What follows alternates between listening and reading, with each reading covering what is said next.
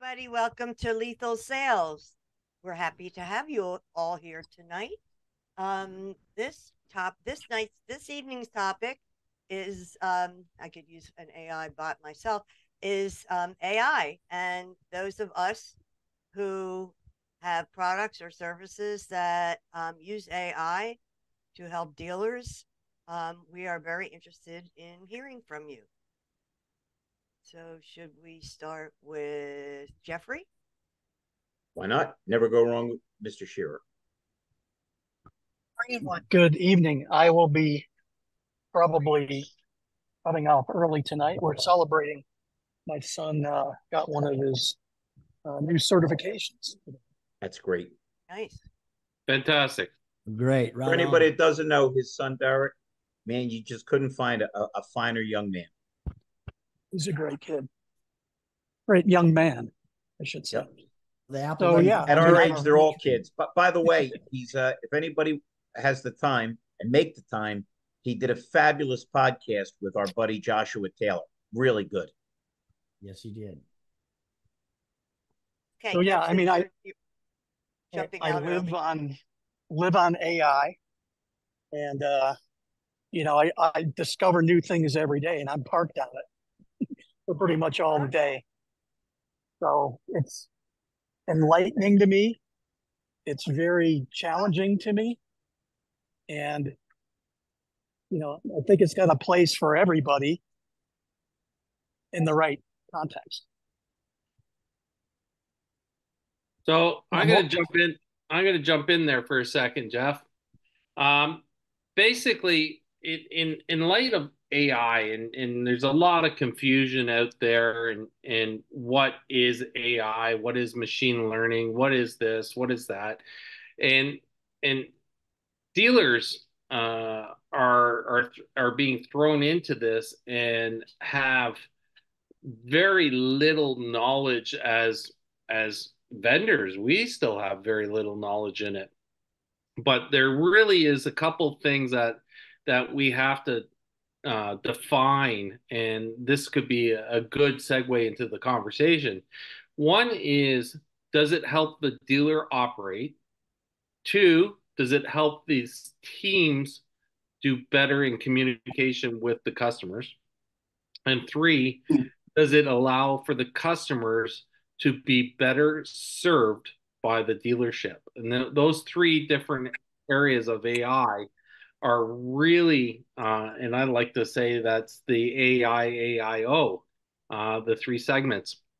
Now, I have a lot of great beliefs that it is a fantastic opportunity for us to learn and to augment our abilities to serve our customers.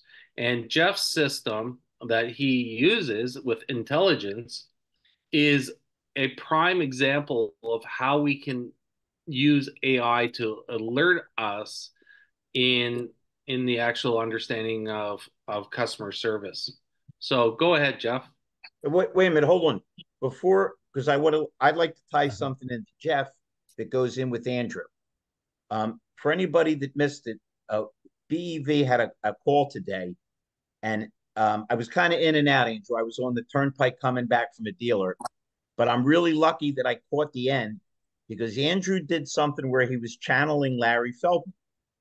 For anybody that doesn't know, he's got experience with big used car places and experience with Tesla. But he flipped the script at the end, Jeff, and said a lot of dealers don't realize the incredible edge they have over people like Tesla. And it's listen, anybody that doesn't embrace AI and understand the technical things that are around us and that can help us is a fool. But to me, an even bigger fool is somebody that doesn't bounce into Wendy's side, which is the human side of AI. Andrew, I'm not bragging. I got really lucky. I'm at a dealer that just added a new store and has a store close. So if I got 7 or 8 good candidates, I'm rolling. I got 23.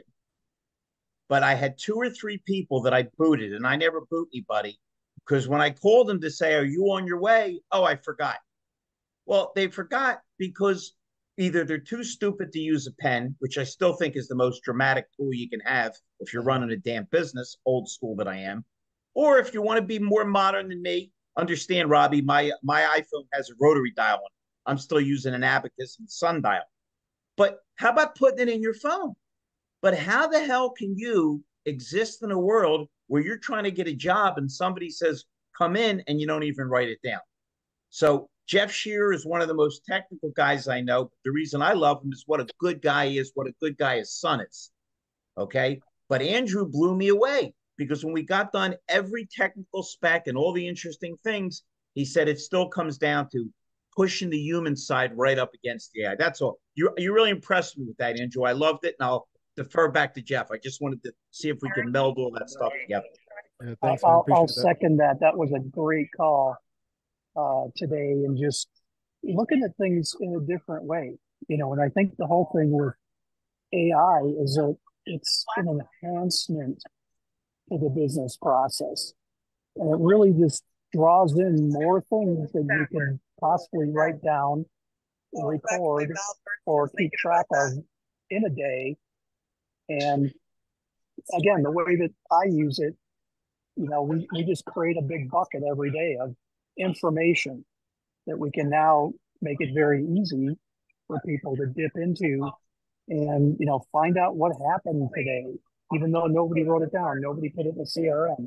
The dealer principal, I can at least have a scope or a dip into what's going on. Hey, Jeff, can I ask you a question before we jump to somebody else? Because I have so much respect for your technical knowledge. What are you finding is the biggest challenge for you? I mean, with AI, and what so far has personally helped you the most? Beagle was like could sniff out anything. These two are like, hello, Ron, Something like that. Not these two. Ron, you're unmiked. He's okay. He's mic'd now. Luckily, he didn't say anything about that SOB Larry Feldman. That's a no-no. What's helped you the most, and what's been still the biggest challenge for you? Well, I think the challenging part is that it really, you have to become very astute. And I've said this in other podcasts about asking questions. And you have to be very, very, very specific on what you want to extract from AI or using AI, and then how you want it to reply and respond to you.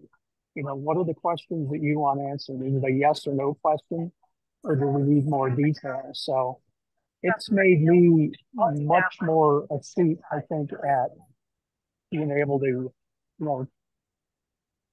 again, just see a bigger picture from one seat. I think that's the easiest way to say it. We can help dealers see around corners on stuff that they don't know, maybe don't know what's going on all throughout their sales or service or parts that Peter and I are going to start a business just on parts, but I'll end with that. Thank you. Hey, and Russell, I know you've used so many different ways, AI, outside of AI, to make service make sense, because we all know that when the penetration goes sideways or dips, everything falls apart. So where do you see has been the biggest asset, things you've used the best, and maybe your challenges? Russell? Before I get into that, something that just popped into my head, and I've said it on here before. An opportunity is not an opportunity when everybody thinks it is. They've already missed the opportunity. The opportunity is now. 5 years from now, you're high and dry. You're left out. I was just reading online. It's all up into speculation that the potential value up for grabs between now and the next 6 years, up to 15.7 trillion will contribute to the global economy through artificial intelligence. It is amazing how much is out there and up there for grabs. We're not even close to the curve. This is so astounding that it's like, man, we haven't even been birthed yet. We're still in the womb. That's what this is to me. I've seen just stuff, freaking amazing stuff that was not a cuss word, so I'm not contributing to Rhonda's jar tonight. What we do, we have two different types of AI, and it's really fascinating. A lot of people say that they have AI. and it's not. It's automated intelligence, just programming. It's like 37% of people that tout they have AI is not really AI, but they're not correcting people. We have a little bit. Who is that?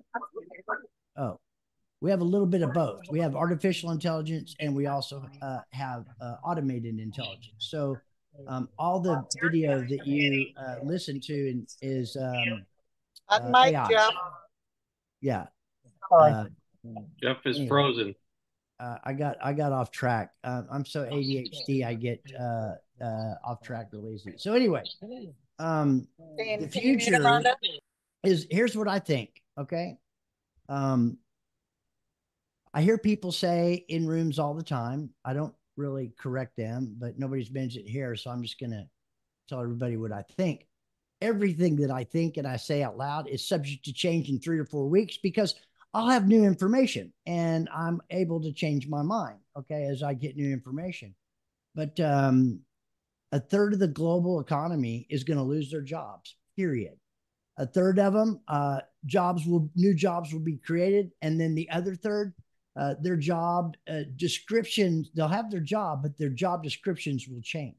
It'll include artificial intelligence and robotics, and that will become part of their job description, even though they're going to do some assemblage of the same thing. So there is going to be a lot of jobs that are lost, and we're going to have to reinvent ourselves. And all of us in here and all the other, Clubhouse and Zoom meetings and venues I'm at, everybody's talking AI. But I mentioned it this morning in the human side. If we're not real careful, because dealership groups, OEMs, they're so siloed that in order for this to be effective and work and really contribute to what we're doing and make, a huge difference, it requires so much data. We can't even fathom what that data looks like, but it will take unlocking that in order for this to really, of course, it's AI surrounded all of us, but to really affect automotive in some of the ways that we're talking about today, from scheduling service to connecting the dots and who sent what out and who knows what, haven't seen you in a while and they were just in for service 3 hours ago. I mean, it's crazy, stupid stuff out there that's being delivered. And the customer's going, what the hell is going on? They have no idea. Does one hand not know what the other is doing? And the answer is, hell yeah, one hand does not know what the other's doing. But all that is changing because we're thinking outside the box. We're sharing that. We're evolving and developing and training and all the things that it's going to take. I don't know about you, and I'm probably older than all of you, but I'm going to get my piece of this. But not just to get the piece of it. That's a byproduct. Serving humanity, specifically automotive space. I want to do it with character and integrity and undercommit and over-deliver. I do that now, and I want to do that in a much more accelerated way with artificial intelligence. And it's overwhelming. It's overwhelming to me. And the dealers, they're signing up for this crap left and right every single day. And some of them don't even last a month, 2 or 3, and they're canceling because one doesn't communicate with the other. They have another thing they have to, another thing they have to manage. I can't tell you how many fixed ops directors around the country that I talk to, sales, otherwise, people like us, hell, half the usernames and passwords, they don't even remember how to log into. And they're paying for something. They don't even know what the hell it's doing. But it's talking and communicating with their customers, sending completely off script messages. So, hey Russell, 3 things. One, we're welcoming Shannon and Robert Charbeneau. Very, very welcome to our program. It's an open format, and you feel like talking, just jump in. Second, Wendy has her hand up, so we'll go to her next. Oh. And third, Russell, do not worry about me losing my job because they cannot yet build mentally unstable robots. That's a fact. I bring to the table. That is a fact. You didn't have to agree that quickly, Can we put the prototypes in that bucket or no? That's not saying how tall he was it, Andrew? Yeah. Andrew, you don't understand. I've built a fortune not by dealers paying me to come, by dealers paying me to leave. So I don't want to screw with a perfect formula. Wendy, what do you have on your mind? So I'm going to start with a joke. This is what happens when you have an Irish girl who's not supposed to go out in the sun anymore, and you bring her out into 103 degrees when she's been undernourished by the sun. Am I as red as my sweater? Probably. Yes, you Pretty are. much. Yeah. So here's the thing. I completely agree with you, Russell, except for the intro. I do not believe that many people need to lose their jobs. I believe let's change that word. They may eliminate positions, but not necessarily jobs. Okay. So we need to, like you said, reinvent ourselves, reinvent our roles, reinvent everything.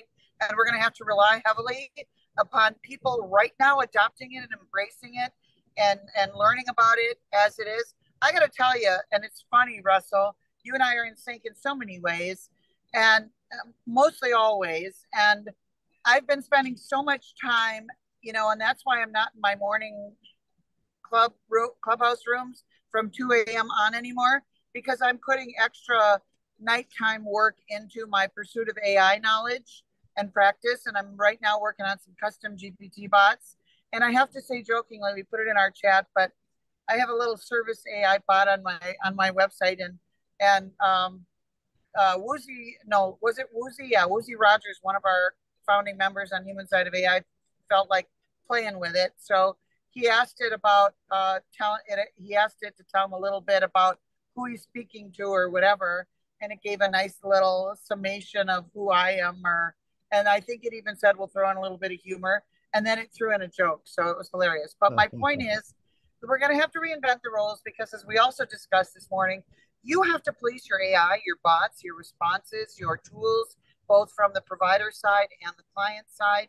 You have to have, it'd be perfect utopian situation in a dealership, having a role combined. Cindy, please, Fred. Having a role, Fred, hang up the phone. I'm on a Zoom call, for God's sake. Sorry. Anyway, sorry. You get the real world. Fred's ordering takeout and Wendy's the human lobster. You picked a good night to come in, Shannon. It's artificial intelligence. Hashtag friendly. Shannon, you know us. But anyway, the idea is we're going to have to spend so much more time policing it if we want to be able to. Oh my God, he's not doing this. He's not on a phone call right next to me. I'm almost done. And then I'm going to throw his phone. Russell, it's apparent one job that won't be going away is a marriage counselor in Arizona. I'm just saying. So we have to reinvent the roles. We have to, an ideal position would be somebody who's not only in implementation and onboarding, but also sustenance, like onboarding, coaching, and policing the AI. Kind of like 20 years ago, we started roles like CRM police, right, or CRM manager, or CRM trainer. We're going to have an AI trainer and an AI coach and an AI police. And that's what we're going to have to do. And when we sit up straight and figure it out and wake up, then everything's going to work. For the people and businesses in the world that don't, they're going to be done. That's it. And that's what I got for now. Hey, Shannon, it's such a pleasure to see you tonight. Can you tell us a little bit about who you are, what you do, and what your feelings are on AI and, what its role is going to be and maybe how you're using it? Sure. Hi, everyone. Yeah, I just saw this Wendy posted on LinkedIn, and I was like, hey, it's happening now. I'll jump right in. We're very glad you did. Welcome. Thank you. I work for Dominion DMS. So we're a dealer management system, and we partner with all automotive vendors. So we are partnering with some pretty interesting AI companies right now. You're not partnering with me yet. Well, Russell, let's talk after this call. Yeah. Shannon, Russell beat me to it. He's very quick on his feet. I was about to say, every one of your dealers has people that aren't trained properly. Mm-hmm. They blow people off. They ask about credit first, and they all need tech. So it's Larry Feldman with 2 R's, Career Changers USA. I don't know about Russell, but we're definitely going to talk after the show. And then when we're done, let's get my buddy Robert in. I've heard him talk a million times brilliantly on fixed ops. It's a pleasure to see him. But please finish, Shannon. Okay. Yeah. So one of the most recent AI companies that we're partnering with They are using the tech very interestingly. They are developing a way to say the salesperson is out on the lot with her customers, and the customer says, I really like this one, this vehicle here, but I want it in white. They're able to use their mobile phone and speak into it just like Siri and ask for that make, model, year in white, and it will automatically search all of their inventory across all of their locations and let them know whether they have one or not, whether it's available, where it's at. It's pretty cool. So I think AI can be manipulated by humans, to do the work smarter. What's right? your quote, Shannon? Shannon, do you know what you just did? You just bought into Russell's theory. Because if that works, we're going to have to fire every used car manager that says, shut up, sell them what you have. Well, they're just gonna have to evolve, like Wendy said, right? Well, since a lot of used car managers resemble reptiles and strange prehistoric creatures, evolving would be a good thing. Robert, what are your thoughts, my buddy? Well, my thoughts, I'm not really afraid of AI. I'm just hoping that we can kind of harness it, for the good instead of evil. Like all the things that we do today, instead of reinventing the wheel, the things that are slowing us down and stopping us, such as phone calls and getting them to the right people and making sure the customer, when they come in, we have processes that are being used correctly and being able to monitor those and get those things a lot tighter so that we don't keep losing these customers, to the independents, once their warranty's out. So I'm excited about that part of it. And I'm without a doubt today, every place I go, I'm the oldest guy in the room. No. Russell, you have to fill out a form to get on this show. Russell's social security number is 14. He might have a couple years on. Mine's 6. Now, hey, Russell, now we got guys bragging about who the oldest guy is. I feel like I'm in one of those old Kamak baths now. I diapered you. Shut up. So I want to say this. I've known Bob since my first company. He's a partner in Fixed Ops Marketing. I just wanted you to know that. Oh, yes. Yeah. Love it. So we're so glad you joined us. Hey, Tony, I started to ask you when you went in the Matrix. Are you limited with time tonight? Because if you are, we'll jump you in. Tony's gone.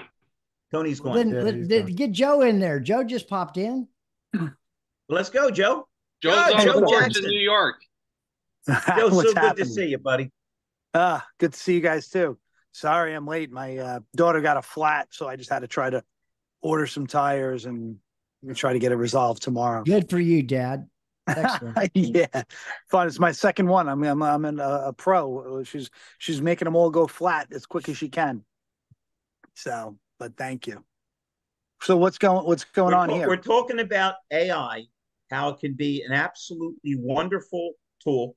Russell's convinced that trillions of dollars will be on the table soon, and that if we get ahead of the curve, rather than saying, "Oh gosh, I wish I would have bought Microsoft stock," and we were just trying to discuss the challenges and the tremendous advantages. For me, it's always the same thing. I sound like a one-note guy. That as long as we don't lose humanity. I've been doing this thing so damn long. I remember when we had computers and people used to print out the cars, the inventory sheet. And these idiots, instead of walking people out, making them fall in love, would pull out their inventory sheet and say, here's what we have. Now it's gotten more intricate. It's gotten more digital. But I just want to make sure we don't ever fall into that trap where we're laying on the computers to the point where we lose that human touch and that smile and that empathy. So what are your thoughts, Joe?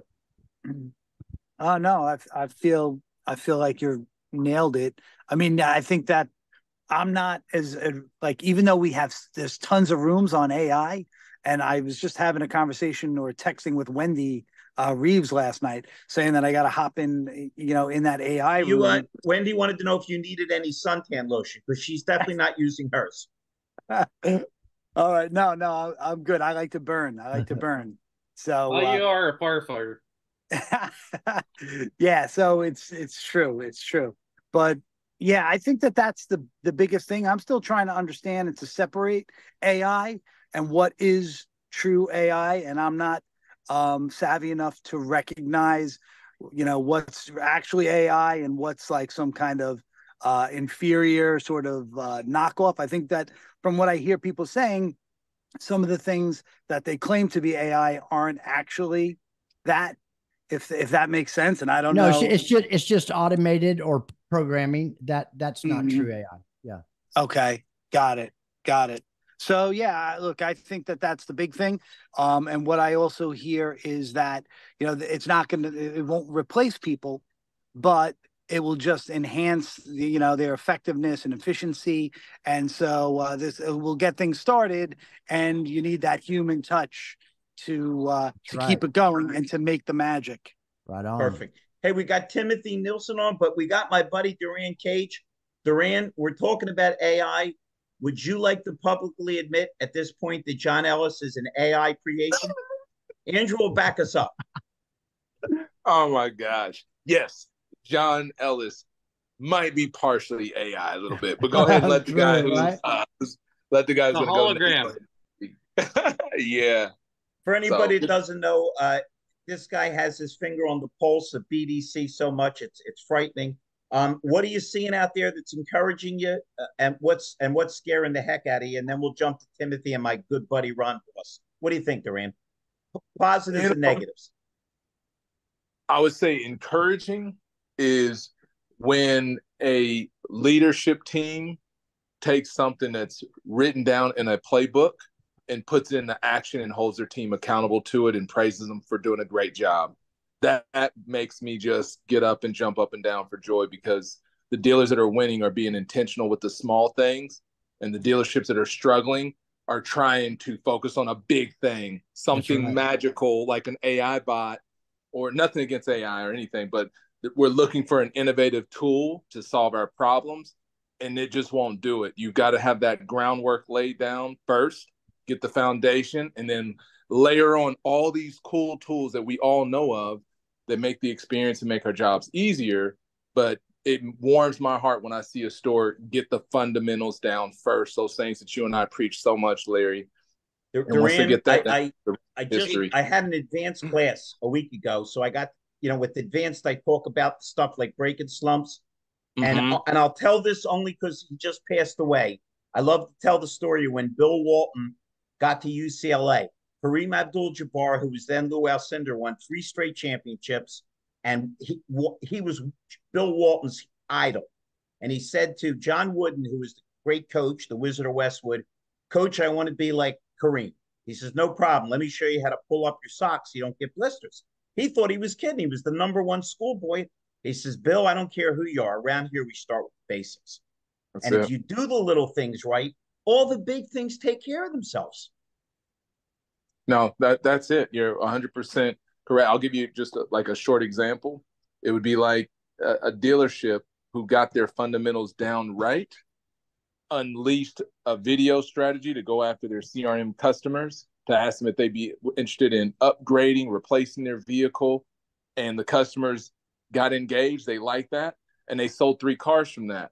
But a similar store, not this one, another one could do it, not communicate what they're doing to their team, not strategize and get excited and fired up about it. And you know what they did? They did the same thing over 3 days and got nothing from it, and said it's the biggest waste of time they ever had. They probably got pissed off customers that realized another automotive dealership, right? With Durran and Russell and everybody else, would you agree that most dealerships feel like they're in the witness protection program, and sharing any information among the staff could be dangerous? That's the only reason I can imagine why the front and back don't communicate. So going to just that alone, like it's so important to train our staff to use the simplest tools like ChatGPT for writing emails and communicating with their clients, so that they look and act professional. It's simple. It's like you said, the smallest little things that are going to change the actual events. Hey, we got I want to say Ron something Boss, real quick. I who want to say runs something one of the around. nicest little dealerships. One sec, Russ, and then we'll jump back to you. No problem. Ron Boss, one of my really good buddies, runs a dynamite little Chrysler dealership. Been around forever. Ron, are you making use of AI? Is it holding you up? Is it pushing you forward? What do you think, my buddy? Well, if you're from Philly, the first time you hear AI, who are we talking about, Larry? Allen Iverson. Thank you. Look at that, Durran. We're turning into an all sports show. So that's like my first. Oh, AI. I'm like, Allen Iverson, man, he was awesome. Talking about practice? Yeah, we're talking about the game. That's practice. great. This guy's trying to sell Chryslers, and now he's talking about a guy that took too many shots. I'm sorry. Yeah, exactly. Yeah, but all joking aside, yes, we are, I believe, utilizing the AI. Not me personally. I think through my staff a little bit, and I'll be honest with you, I'm not too well versed on it. But what I will tell you is that there's a couple things. Like number one, what somebody had said earlier, a lot of these dealers get signed up, and as quick as they sign up, they'll cancel. And part of that is, I think it's the understanding and the communication. I think it's, unfortunately, there's some that are out there that will sell it as they're so excited about the product and they're passionate about it, but like to slow down and, let's break it down so that we understand what it is that what we're signing up for, what we're getting into. Like I have, believe it or not, I have AI. I think it's like OtterBot or something. Like it comes on all of my meetings, and I'm like, I don't even know how I turned it on. But yet I hadn't so when I'm in a meeting, it's like, oh, who's Ron's Otter AI? And I'm like, yeah, that's me. I don't know how to turn it off. So I'm like, wait, do you guys all realize that we just got the only guy that AI wise makes me look like Elon Musk? Keep going, Ron. I feel much smarter. So at any rate, but with that being said, I will tell you that, I have concerns more personally than professionally and what I mean by that is, listen, everything that comes out and starts out as good, pure, well-intended can quickly go to evil. And, I think AI is one of those things that, really has to be kind of closely watched and monitored. And I don't mean that like in a bad way. I just, there's just some caution with that. And I'm not saying like it's not an opposition. It's more a concern. And how do I, if I'm utilizing it, how do I make sure that I'm protecting, my customers, my client, whoever. Right. So there's things like that. And the other thing I just want to, and I'll land with this is like, a lot of this information is great, but there's still that human touch, that human element that has to happen. I'll give you a quick example. I got into work today. I no sooner I couldn't even get my bag off my shoulder. Customer/friend of mine had an issue, and he's calling me because he's had a continuing issue with one of his, the Jeep that he has. And so right away, I jump in, get my service manager involved, get the tow truck. It's off the turnpike, so you can't. I can't even get on the turnpike. So my whole point is that the human experience still has to people. When something breaks or something happens, you still have to be there for them because I don't have a Tesla, but my understanding is if you got an issue, you're communicating maybe an AI bot or just whatever it is. And I just think that is, important. And I'm just kind of hoping that as people, continue to buy cars and do business, that, they recognize that because we're in a bubble where I have a 21-year-old daughter and everything's, on that phone. So so that it seems like that human touch has kind of been, I think, put on hold. I think, history has a way of repeating itself and you're going to see the value of that. But I think that when that comes full circle with that plus AI plus technology, it will be a good thing. So Ron, they can think very quickly. You know what they can't do? They can't empathize. Hey, listen, I didn't mean to cut you off, Russell. Why don't you tell us what was on your mind, and then let's jump to my buddy Tim Nilsen. I forgot. No, it was about what Durran said. You might be older than Robert Charbeneau. Go ahead. I'm sorry. He illustrated two important points about what's effective and what works. So, the most important thing that we have is people. And if they feel like they matter, they count, they make a difference, and they're part of something, and they're empowered, and that's from the leadership down, then don't you think the experience to the guests will be the same way in sales and service? Absolutely. The other one that he pointed out, they did the same thing, and it was a total disaster. No communication. They did it for 3 days and didn't sell a darn thing. That's a recipe for disaster. AI technology won't work in places like that. They'll sign, they'll cancel, they'll sign, they'll cancel, because technology to accelerate momentum or a process that you already have in place, like Durran's first illustration, will work really well. The second one, you can have all the technology and AI and everything that you want, and it won't work. It just won't work. You're trying to create something from nothing. You have to have an infrastructure in place. And that's what I wanted to say. Hey, wait, before we go to Tim, either Andrew has his hand up or the AI creature is about to rip out his cerebellum. So we better get to him quick. Go ahead, Andrew. Yeah, I got my hand up. So I just want to chime in, man, because there's been a lot of great points, but I want to tie in something that, from both sides of the field. I'm gonna channel my inner Larry Feldman again. All right. So, Tesla's an AI company that makes cars. It's not an automobile company. It's an AI company that makes cars. And I don't think really people understand that, right? And what I can assure you guys is that, there is a 100% to Durran's point. There has to be a process and there has to be a foundation to make all of that work. That's right. But when you don't have the people there to make it work, then that's where you have the other problem. So I'll counter, Larry, to you that AI doesn't empathize, because you can have an AI girlfriend or boyfriend right now and carry on a long-term relationship with them as of today. So they can definitely empathize, right? Don't be talking about me. I do have an AI girlfriend, but now my iPad is jealous. The whole house is electronically screwed up. So here's the kicker, though. The kicker is that 100%. We're in a time right now in AI, and I know it's super early in the game of AI, but we're in a moment right now where, when Amazon got created, they talked about how Best Buy, was going to go bankrupt, right? And never exist again and all that. And they're still here. So we're in a similar situation with AI when it comes to the human side of it, when it comes to empathy, when it comes to the emotional portion of it, of really creating that experience for the customer and using AI to enhance the situation. Because it's no secret that you can look at, sales across the biggest EV maker and they're down. Well, there's a lot of theories as to why it can be, but I would hypothesize that it has to do with the people. Are they really salespeople? Or are they just order takers?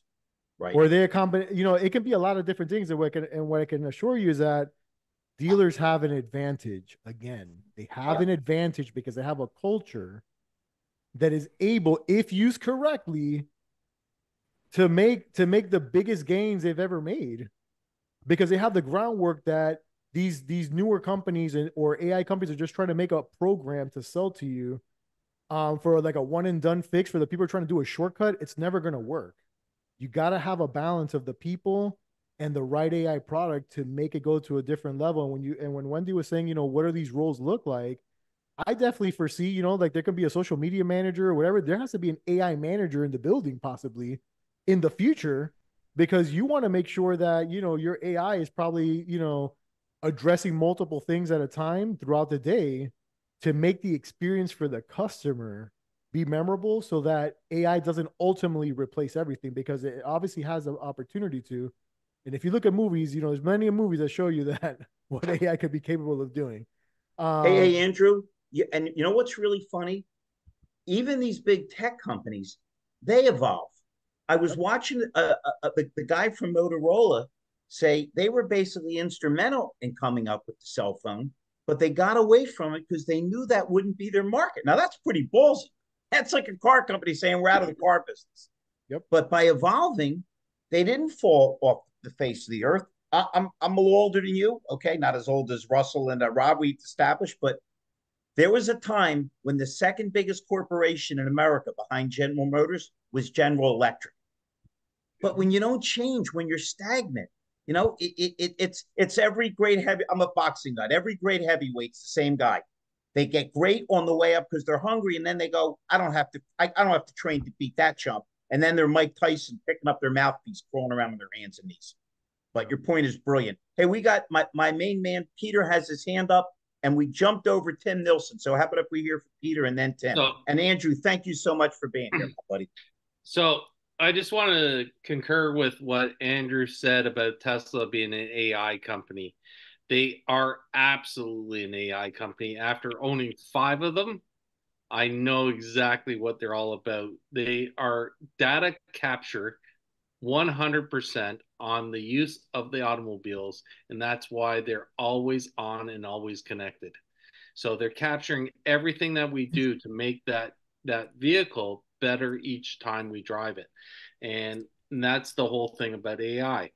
But I just wanted to include that as a ex-Tesla owner, and concur with that. But on that note, Tim, take it away. Listen, Pete, we got unbelievable people on tonight. How about if we hear from Tim and Robbie and Robert, and then of course we always clean up with Mr. Larkin. Tim, how are things going over there? Good. Just finishing up the month here. We just got 2 days left here. But Tim, I got your message about coming in and training and recruiting. The check isn't quite big enough. Maybe some cash in my trunk. We'll talk later. We'll have to add some extra zeros to it, okay? Get some money. But you know what? We're talking about AI. I think it's going to be, as long as you integrate it in slowly right now, I think you're going to be okay. Just like the dealers that are doing the full EV all over, they're worried because EVs are slower. But I think down the road here, EVs are going to be a lot more prevalent into the market, or more of the hybrids and stuff. There's a mixture between those. But if you look at it, even from the AI standpoint, you're seeing live chats going right now with car dealers across the country on their live chats 24/7, being run by AI versus actual humans. You're also seeing one of the cool things. My advertising person came in and played me a audio clip of my boss doing a commercial and never said a word, and it was his exact voice. You're seeing on the commercial, and so he doesn't even have to step foot into a studio any longer. You've seen Randy Travis just released another song. He's not able to physically sing any longer, but he's got a new song being released out into the market and on the country music charts right now. Wait a minute. You're on a program with Russell Hill. You have to mention that they took John Lennon's voice with AI, made it sound more youthful, and did Now and Then. We always get a tear out of Russell. But it's a wild thing seeing this stuff, because I mean, even 5 years ago, you wouldn't think anything of this, and you're starting to see this more and more. I think if it's used in a correct manner, it can be very, very beneficial.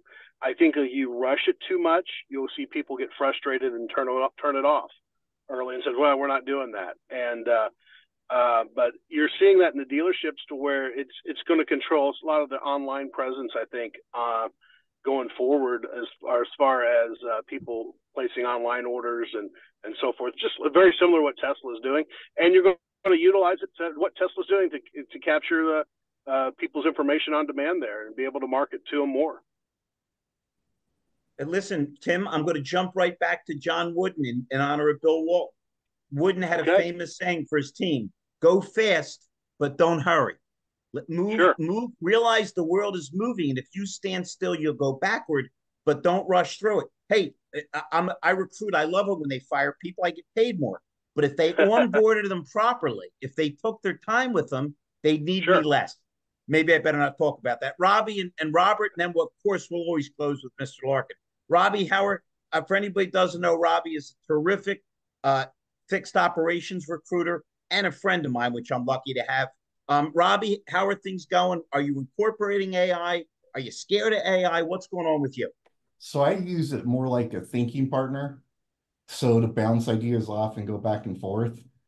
But I look at it like, remember when years and years and years ago, We got Excel spreadsheets for something in our department.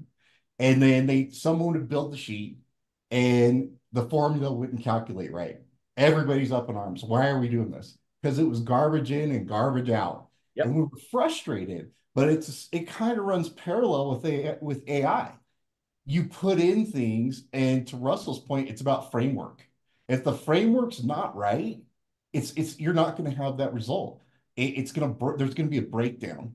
And if any of you are on LinkedIn, I'm sure everybody is, Allie K. Miller, she's been involved in AI for years. She started with Amazon and was a lead. She's brilliant. She's connected with anybody with AI. I read her stuff every day. But yeah, I think it's a great resource. But again, I use it more for thinking and maybe some light outlines and kind of pick and choose how I use it. Robbie, Awesome. what was her name again? Allie K. Miller. She's brilliant. Like, she's very humble, but she is connected to anybody that's an innovator in AI. She's connected with them, and she's brilliant. She's about 1.5 million followers. But you can message her and she'll return your message. She's brilliant. Cool. We'll find out we're as much on her as we can. Robert Mancha, what's going on, my buddy? Hi, Larry. Hello, everybody. What's going on is the very reason I wanted to be on the show tonight. All about AI. So, coming from software SAS, this obviously, I think we're all in agreement, is in its infancy stage. So, I think in light of how do we make good on it, right? So it's in the infancy. I think the goal here is, especially with dealers in the short, I don't want to say it in these terms, in the challenging amount of time and space that they allot something new, process, software, so that they can yield the benefits of that software process, in this case, AI. What is the adoption going to be? And in that adoption, what's the strategy going to be? Short term, long term. Obviously, in the short term, we need to have something to point to a dealer to say, listen, here's the goal. This is what we want to do by X. And then we get the belief, right? So, hey, we did it. We hit that mark. Now what we're going to do is focus on the long term. In addition to what we're going to focus on in this area, we're going to add to it. And you're going to see these benefits over time. Because I think a dealership's mentality about the new, as I refer to, golden chalice in the process, is this: how do they get from here to there? And when we show them, and it's possible, then we're going to hold their attention longer, and it's going to benefit them. So I love being able to hop on today's show, all the shows, but I'm a new adopter here coming in. But today's topic, I pushed it out on my LinkedIn. It's a great topic because we are literally at the starting gate, and it's talking heads like this. They're going to help define for automotive where the successes are going to be found in process, in a store's particular process, through leadership. And gosh, I had the pleasure of sitting in on Jeff's demo, and I think, me personally, that he is a front runner in terms of, hey, early adoption. This makes sense. I get it when I see it. I'm not the AI guy, but when I see what he was doing, I say, yeah, to me, I'm automotive over 32 years, and I'm like, that makes sense to me. That's going to make sense to a dealer. Let's get in front of them. So just excited to be on the call tonight. Thanks, Robert. If you're into intricate, brilliant, productions that involve technical expertise, I can send you a video of me changing my battery in the smoke detector. Hey, don't laugh. It took me 2 days. I fell a couple times. No, I know. I think we all have that moment. Don't ask Jewish people to do electrical things. It's not pretty. Hey, April and Joshua, how are you? And you know what we're talking about? AI, the good part, the bad part, and what we have to do. April, Josh, and we didn't forget about you, Mr. Larkin. You're always our cleanup hitter. Hey, happy Wednesday, all my friends. Good to see you all. Sorry, I'm super late. per use, right? I'm either early leaving, coming in hot, whatever. But we love the topic of AI. I actually had a really good conversation with somebody this afternoon, and one of the big realizations that, again, I just kind of throw out there when we're talking about AI, and especially if we're utilizing it for training or different other platforms, like there's all these platforms, right, coming at you left, right, left, right. What is it? A lockdown LMS? Is it something that is specifically for your dealership to use and nobody else? It's not training the outside monster. And I keep bringing that up because I think that's one of the biggest unintended consequences that dealers just maybe really don't have pulse on. But other than that, with the AI stuff for the first time ever, I will tell you, I usually am the early adopter. I'm usually the first one trying stuff. I'm kind of sitting in the back. I'm kind of just learning. I'm kind of watching what's going to happen, because with some of this stuff in real life, it doesn't work great if you're the first one to use it. It works great if you're the 100th person to use it. Right. Because it has to learn. Yeah. You see what I'm saying? So like with some of these solutions, if you're the first one, you're the one going through all the pain of teaching it. So I'm kind of like, hey, let me know when your product graduates high school, and then let's plug it in. I love it. Joshua, what do you think, my buddy? Josh is building. No, he's coming on. There he is. I'm good. I'm good. I'm doing something that I don't do. I am not working, and it's kind of cool because some of the reasons why I can is because of AI. Like I figured out how to use this transcript of one of my 60-minute episodes of podcast. And after about an hour, it's now a newsletter. So I did last week's newsletter and the newsletter from 2 weeks from now. And I did that in about 2 hours, where it's usually about 3 hours a piece for me to do. So instead of working more, I'm choosing not to work. And I'm just choosing to listen to you folks. Now I lost track of time because I spent the last 45 minutes with my son. So my son's inside drawing for the 100th time in the last 3 days because he's hyper fixated on it right now. He is drawing Super Saiyan characters from Dragon Ball Z, which is kind of in the family. Cool. So thanks to AI, I'm out in my shop doing something I probably should have started 3 years ago. All right, couple things. First of all, Fred Thorn, always good to see you, my buddy. We appreciate the heck out of you. We're going to get to Mike Larkin and close with Peter. For anybody that doesn't know, Peter's got a room every Thursday night at 8 p.m. that is drawing momentum. Man, you talk about AI stuff, women in automotive. He's everywhere. We're going to hear from him, and he's going to close it out. But I don't want to forget about our good and great friend, Mike Larkin. Mike, what's happening, my buddy? Hey, guys. I'm looking at it from a different perspective as far as AI goes. I've been studying what's called prompt engineering, and it's a prompt inside a prompt, and you get a result.